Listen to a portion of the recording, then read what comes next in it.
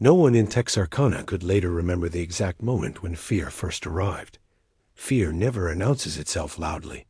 It seeps in quietly, like fog rolling over familiar streets. Long before the Phantom Killer became a name whispered behind locked doors, there was only an unexplained unease, a feeling that something unseen had begun to watch from the edges of town. This story begins not with blood or screams, but with silence, the kind that settles into a place and refuses to leave. Texarkana in the early 1940s was a town divided by a state line, yet united by routine. Nights were slow. Radios hummed softly through open windows, and people believed evil belonged to distant cities, not to moonlit lovers' lanes or quiet farm roads. The man who would be called the Phantom Killer didn't step out of the darkness fully formed. He emerged gradually, shaped by anonymity itself. Nothing concrete is known about his childhood, and that absence is the first clue to his nature. Whoever he was, he learned early how to exist without leaving traces. He may have grown up ordinary, invisible, perhaps in a house where attention was scarce and silence was safer than expression. Or maybe he learned young that power comes not from being seen, but from controlling when and how you are noticed. His education, if he had any, left no records worth remembering. This is unsettling, because it suggests a man who passed through systems without being absorbed by them. A shadow slipping through the cracks of documentation. He wasn't known as brilliant, notorious, or troubled. He was simply absent from memory. And in that absence, he perfected observation. Careers leave trails, habits, routines, but the Phantom Killer left none behind.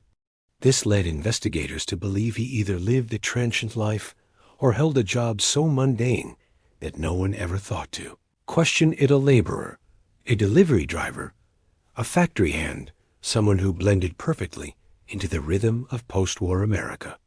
By day, he may have stood in line at diners, nodded politely at neighbors, listened more than he spoke, absorbing details, schedules, patterns, and vulnerabilities.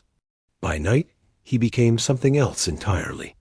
Not a monster in appearance, but an idea, a presence, something that moved under the same moon that once symbolized romance and safety. The Phantom didn't crave chaos. He craved control. That's why his crimes, when they later came to light, followed a strange, chilling logic. He chose moments when people believed themselves, safest moments wrapped in trust, routine, and intimacy. He studied the town long before he acted. He watched couples park their cars beneath trees, learned which roads went quiet after dark, and noticed how long it took for help to arrive. In those observations, he built his confidence. His lifestyle was one of restraint, because he didn't act impulsively.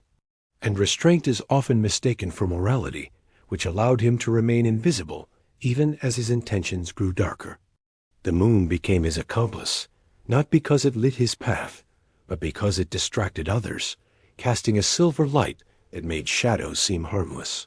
When the first attack finally shattered the town's sense of security, people tried to look backward, searching for signs they missed: strange behaviors, unusual men, unsettling encounters. But the truth was more frightening.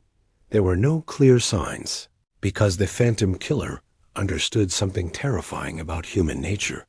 People see what they expect to see, and in Texarkana, no one expected evil to wear a familiar face. As rumors spread and authorities struggled to understand who they were hunting, the Phantom seemed to feed not on violence itself, but on the uncertainty he created. He thrived on the way fear changed behavior, the way doors locked earlier, the way lovers stopped trusting the night. Through it all, he remained unseen, unheard, and untouched, as if the town itself was being punished by something it could not name. And yet, this was only the beginning. The Phantom Killer was not finished watching, and Texarkana had not yet learned the true cost of being observed.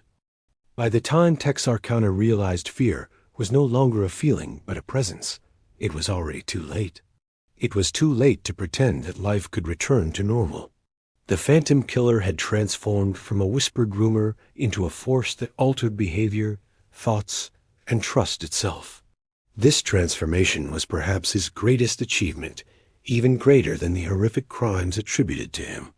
He managed to turn an entire town into a nervous witness against itself. As investigations began in earnest, authorities faced an enemy unlike any they had encountered before.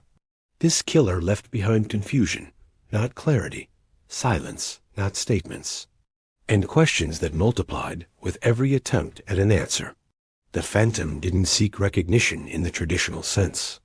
He sent no letters, demanded no attention, and didn't try to prove his intelligence through riddles. This made him even more disturbing because it suggested a man uninterested in fame and deeply invested in control. His actions followed no obvious emotional logic. This absence of a pattern forced investigators into a constant state of reaction, always arriving after the moment had passed. They were always one step behind. As police increased patrols and citizens armed themselves with new locks, brighter lights, and a deep-seated suspicion, the phantom adapted without effort. It was as if he had anticipated every move long before it was made, reinforcing the idea that he had been studying the town for years, memorizing not just roads and routines, but the very human responses to fear. The fabric of daily life began to tear. Couples stopped parking under the moon on lovers' lanes. Movie theaters emptied earlier than they ever had. Nights that once belonged to music and laughter became quiet, tense stretches of listening, where every creak of a floorboard felt amplified, and every shadow seemed intentional. The phantom's own lifestyle during this time remained one of eerie normalcy. While panic spread like a contagion, someone, somewhere, continued waking up each morning, eating meals, going to work, and passing neighbors without raising a single alarm. That contradiction haunted the town more than any piece of physical evidence ever could. It meant the monster could be anyone. People began to question one another in subtle ways.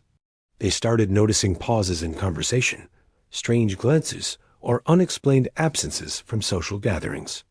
In doing so, the phantom succeeded in isolating individuals from their community, weakening the very bonds that once defined Texarkana.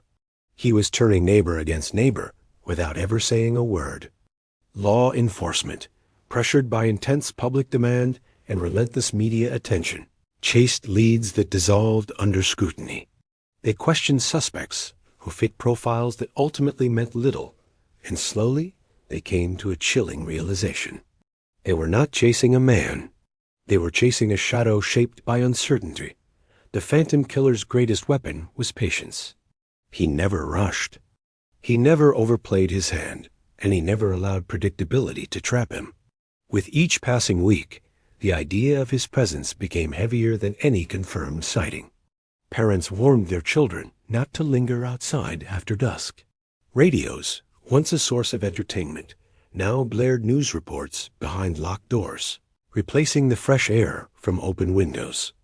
Moonlight, once romantic, became a stark reminder that visibility did not equal safety. The town learned to live cautiously, but caution did not bring peace. The phantom didn't disappear. He simply waited.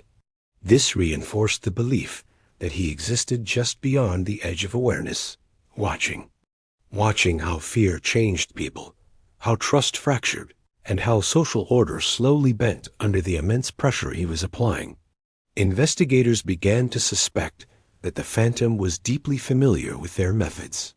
He wasn't necessarily trained in law enforcement, but he was observant enough to anticipate their responses. This suggested a man who either studied authority from the outside or had brushed close enough to it to understand its limits. He knew how to exploit their procedures. As time passed, hope became a fragile thing. It would rise briefly with each new lead, a new suspect, a new theory, only to collapse just as quickly, leaving behind an even heavier sense of helplessness. The phantom had succeeded in completely redefining danger. He proved that a threat did not need constant action to remain powerful. It only needed the promise of its return. By the end of this reign of terror, Texarkana was no longer waiting for answers. It was waiting for the silence to break again, knowing that whenever it did, it would confirm the one truth everyone feared, but could not escape. The phantom killer was still free, still unseen, and still in control. The town was his, held captive not by chains, but by the terrifying power of the unknown. As the hunt for the phantom killer intensified, an invisible noose began to tighten around Texarkana. The search entered its most desperate and dangerous phase, not because the violence increased, but because all certainty had vanished. And when certainty disappears, fear gets creative. It starts inventing enemies where none can be proven and doubting innocence without any evidence. Law enforcement expanded its reach, coordinating across state lines. They flooded the roads with patrols, questioning anyone who fit even the faintest shadow of a description. Yet, every effort seemed to push the truth further away, not bring it closer. It felt as if the phantom wasn't just avoiding capture. He was actively dissolving into the town itself. Tips poured in relentlessly. Each one carried a glimmer of hope for a breakthrough, only to collapse under investigation. With every failed lead, the public's faith in authority weakened, which only fed the phantom's quiet dominance. The chilling idea that he could be anyone settled deep into the collective mind. Neighbors became question marks, and strangers turned into threats. In this environment of paranoia, the phantom didn't need to act to remain powerful. Fear was now sustaining itself. More than once, investigators believed they were closing in. They were convinced by patterns that almost aligned, by witnesses who almost recognized something familiar. But the word almost became the defining feature of the case, always close enough to torment, never close enough to conclude. The phantom's understanding of timing revealed itself most clearly here. Whenever the pressure peaked, whenever the town felt closest to relief, clarity would slip away again. It reinforced the terrifying sense that he controlled not just movement, but the very momentum of the investigation. His possible background became a subject of intense speculation. Theories suggested he was a man shaped by rejection, by displacement, or by a deep resentment toward normalcy itself. Yet no psychological profile could explain his restraint, his silence, or his refusal to seek acknowledgement for his crimes. If he had an education, it showed only in his strategic thinking. If he had a career, it provided the perfect cover. If he had relationships, they left no emotional trail strong enough to expose him.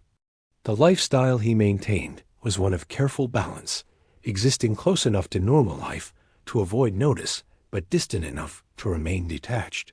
This suggested someone who didn't seek connection, but understood it well enough to manipulate its absence. Media attention intensified, spreading the legend of the phantom far beyond Texarkana. With this growing fame came the realization that the case was becoming something larger than justice.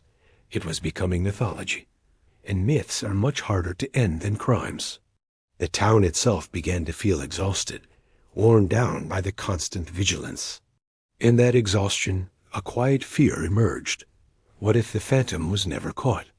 Not because he was too clever, but because he no longer needed to be present to exist. Even investigators privately acknowledged a growing, unsettling truth. The case was slipping into the kind of mystery that history absorbs without ever resolving. As the leads dried up and the initial urgency slowly gave way to routine, the phantom faded from immediate visibility. He wasn't a captured man, but an unresolved absence, leaving behind a town that was permanently altered. And in that unsettling calm, the most disturbing question lingered, unanswered. It wasn't whether the phantom would return, but whether he had ever truly left at all. When the phantom killer stopped, it wasn't with a bang, but a whisper. There was no triumphant announcement, no sense of closure, no feeling of victory. Instead, a heavy silence settled over Texarkana, a silence that felt even more oppressive than the fear that had gripped the town for months. You see, silence without answers doesn't heal. It just festers. It lingers in the quiet moments, in the dark corners, and Texarkana would have to learn to carry that weight, long on, long after the newspaper headlines had faded into memory. The initial frenzy of the investigation slowly began to lose its momentum. This wasn't because of a lack of effort or dedication from law enforcement. They were desperate for a breakthrough. But they were running out of road, with no clear direction to follow. The case was a maze of dead ends and contradictions. As the days turned into weeks, and the weeks into years, the physical evidence that had once seemed so crucial aged into little more than historical artifacts, relics of an unresolved past. The Phantom Killer case became defined not by what was known, but by the vast, frustrating emptiness of what could never be proven. It was a puzzle with most of its pieces missing, and the picture it formed was one of pure, unsettling ambiguity. The town had been braced for a dramatic finale, a showdown, a courtroom battle. They expected an arrest, a confession, a public unmasking where the monster would finally be given a face. But that never happened. The Phantom's final, and perhaps most unsettling act, was his complete and total absence. He simply vanished, and by doing so, he denied the community the one thing they craved most, the comfort of an ending. In the vacuum left by facts, speculation began to breed. It spread like wildfire, with theories about the Phantom's fate multiplying endlessly. Each person had their own idea. Maybe he just packed up and moved away, blending seamlessly into the background of another unsuspecting city. Perhaps he grew old, a quiet neighbor, his dark secret buried forever. Or maybe, just maybe, he stopped because the internal fire, the dark purpose that once drove him, had simply faded away. But none of these possibilities offered any real relief. They were all just different versions of the same horrifying truth. The Phantom escaped. He didn't just escape capture. He escaped consequence. He got away with it. This lack of resolution is what allowed the story to morph from a true crime case into something more akin to a modern folktale, a ghost story whispered on dark nights.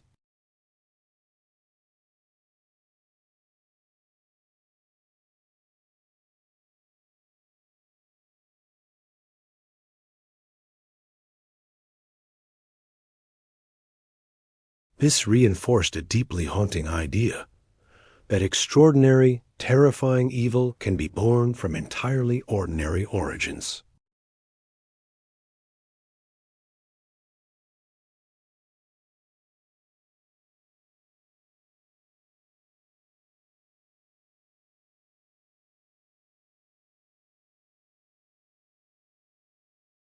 The person you pass on the street, the friendly face at the grocery store, the story of the Phantom forces us to confront the terrifying possibility that we never truly know.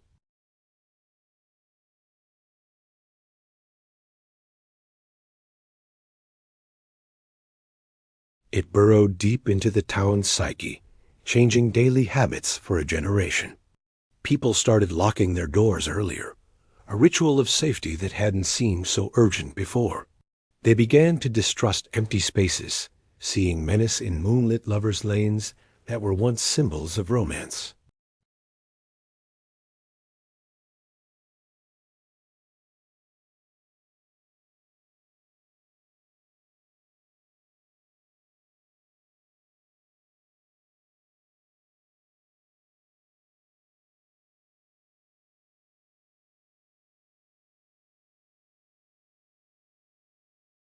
They'd pull the dusty files from the shelves, hoping that new forensic methods or a fresh set of eyes might finally succeed where all previous efforts had failed.